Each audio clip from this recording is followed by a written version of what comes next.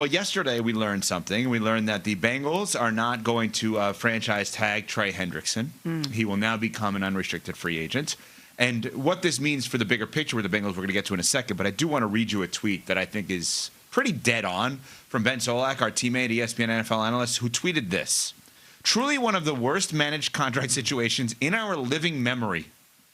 And I think he's right. I mean, if you think about what Trey Hendrickson was, he was a great player for them. He wanted a contract extension. They wouldn't give it to him. He holds out, right? They give him a bump in pay for 1 year. Then he basically doesn't play because of injury last year. They don't trade him at any point, obviously. And now you get to this point where it's just like, all right, you can go. I mean, and we'll get nothing for you. And we'll get nothing for you. Kevin Clark, you have a podcast. This is football. Omaha Productions, available on the ESPN app, wherever podcasts are found. This is not football. This is not what football teams do. Bengals football. This is awful. Is Solak right? One of the worst managed contract situations in our living memory.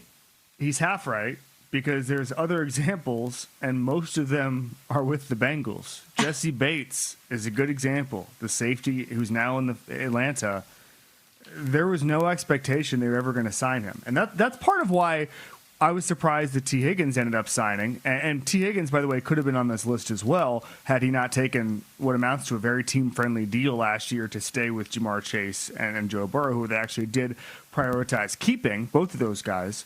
But the Bengals just don't care about spending a lot of money outside of that. They just really don't. And the Jesse Bates thing, they basically convinced him to come back for one more year and not hold out and just say, hey, you can go to free agency next year.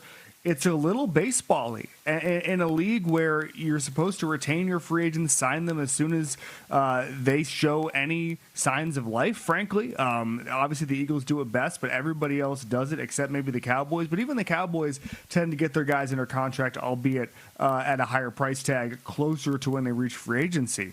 The Bengals, with the exception of Burrow and Chase, they operate like the Tampa Bay Rays, and it's incredibly frustrating if you're a Bengals fan. I've always said, like, geography is destiny for quarterbacks, and Joe Burrow's going to have to deal with this his entire career. The Brown family is not changing. Bengals front office is not changing. They do the things the way they want to do it, and that's going to put Joe Burrow at a competitive disadvantage for his entire career. And that is where we go, right? We just because what is this going to do for Joe Burrow and the Cincinnati Bengals that he gets the two wide receivers he wants there? They're there. They're amazing. Chase and Higgins. Nobody's doubting how great they are, but that's a lot of money in one position, two guys.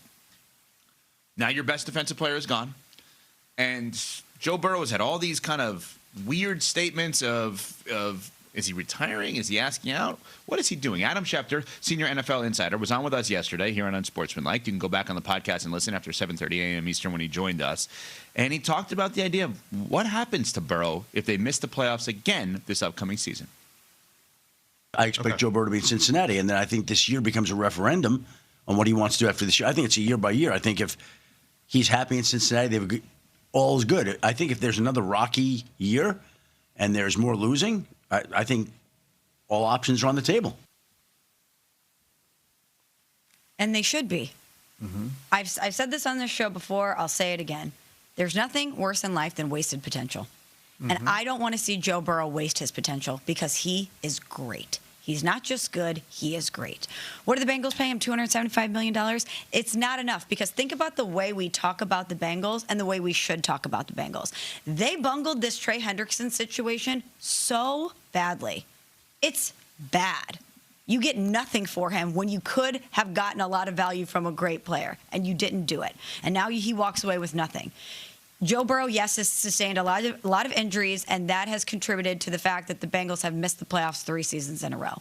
However, the organization around him has been dysfunctional. They've made bad decisions. I understand why they give him the power that they give him, because when we talk about the Bengals, we talk about their potential to compete for championships because of him, because of Joe Burrow. We talk about if he's healthy, they're going to be in a different position. So he is the big deodorant for them. He covers up a lot of stuff, and he changes the way that we talk about this franchise.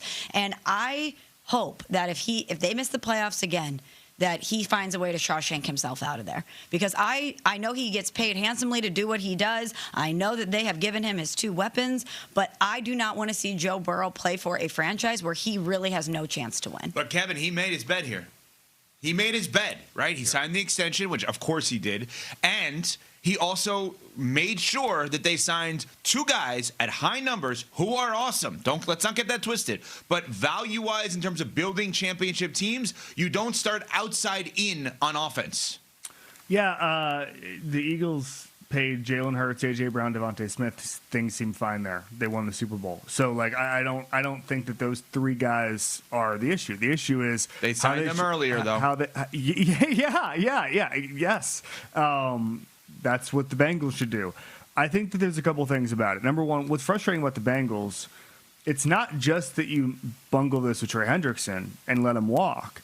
It's that you haven't been drafting in a way that lets you do it. I mean, the Tampa Bay Rays analogy falls flat because the Rays always have another guy coming up behind the guy they let walk. That's the issue with the Bengals. Is that Shamar Stewart, the first-round pick last year, didn't show very much. Miles Murphy, their first-round pick a couple years ago, hasn't really popped. The pass rush just isn't going to be there. And I think that when Hendrickson, I know, when Hendrickson was healthy last year before the most recent one, he was the highest percentage of sacks of anybody in the league for his team. So what that means is, like, basically he was the pass rush in Cincinnati, and now that's gone. And Joe Burrow needs a defense that's going to at least be average to put him in games so he can try to make the playoffs. He's not going to get that. And I ran into somebody recently, guys, who knows Joe Burrow really well. And they said, you know what really ticks me off is this narrative that Joe Burrow is falling out of love with football, or that he's, his fuel for the game is being lessened or whatever. Because he rushed back in what looked like a lost season when he was really banged up last year, and it was because he loves football. The problem is the Bengals don't love football as much as he loves football, and that, to me, you talk about the worst thing being wasted potential, Smalls. The worst thing is when you have a mismatch of goals and ambitions in football. Joe Burrow wants to win a Super Bowl, and the Brown family wants to run the Bengals the way they've always run it. Those goals are not aligned. It's remarkable that if you look back to this past season, now that they have not tagged Trey Hendrickson, their stud defensive end, who's going to go somewhere else, and he basically told you a year ago, I don't want to be here anymore if you're not going to give me an extension. At the time of the trade deadline this past season, the Cincinnati Bengals were 3-6. They started the season 2-0. Joe Burrow was hurt. Joe Flacco had been acquired to be their starting quarterback after he was already with the Browns, and they chose to keep Trey Hendrickson, only to lose him for absolutely nothing. Every day on Get Up between 8 a.m. and 10 a.m. Eastern Time, they have something called Sneaky Big News. I think we have that yesterday in the NFL.